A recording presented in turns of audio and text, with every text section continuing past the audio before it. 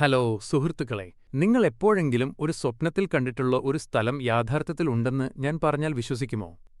അറബിക്കടലിലെ ഒരു രഹസ്യം ഇന്ത്യയുടെ സ്വന്തം പറുദീസ ലക്ഷദ്വീപ്. ഇവിടെ എത്താൻ നിങ്ങൾക്കൊരു പ്രത്യേക അനുമതി വേണം. അത്രയേറെ സവിശേഷമായ ദ്വീപ്. പേരുപോലെ തന്നെ 1,00,000 അത്ഭുതങ്ങൾ ഒളിപ്പിച്ചുവെച്ച ഒരു കൂട്ടം ദ്വീപുകൾ. ലക്ഷദ്വീപ് വെറുമൊരു ടൂറിസ്റ്റ് കേന്ദ്രമല്ല, ഇത് ഒരു വികാരമാണ്. ഇവിടെ 36 ദ്വീപുകളുണ്ടതിൽ 10 എണ്ണത്തിൽ മാത്രമാണ് ആളുകൾ താമസിക്കുന്നത്. കവരത്തിയാണ് ഇവിടുത്തെ തലസ്ഥാനം.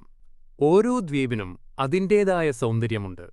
ഇവിടുത്തെ തെളിഞ്ഞ നീല ലഗൂണുകൾ നിങ്ങൾ കണ്ടിട്ടുണ്ടോ? സ്കൂബ ഡൈവിംഗിനും സ്നോർക്കലിംഗിനും ഇതിലും മികച്ചൊരു സ്ഥലം വേറെയില്ല. വർണ്ണാഭമായ പവിഴപ്പുറ്റുകളും കോറൽ റീഫ്സ്, മനോഹരമായ കടൽ ജീവികളും നിങ്ങളെ കാത്തിരിക്കുന്നു. ലക്ഷദ്വീപിലെ ജനങ്ങൾ മലയാളികളാണ്. മിനിക്കോയ് ദ്വീപ് ഒഴികെ മറ്റെല്ലാ ദ്വീപുകളിലും മലയാളമാണ് പ്രധാന ഭാഷ. കേരളവുമായി അടുത്ത ബന്ധമുള്ള ഒരു സംസ്കാരമാണ് ഇവിടെയുള്ളത്. മത്സ്യബന്ധനവും കൃഷിയുമാണ് ഇവരുടെ പ്രധാന വരുമാനം. ലക്ഷദ്വീപിലേക്ക് യാത്ര ചെയ്യുമ്പോൾ ചില കാര്യങ്ങൾ ശ്രദ്ധിക്കണം. ഇവിടേക്ക് വരുന്നതിന് പ്രത്യേക പെർമിറ്റ് ആവശ്യമാണ്.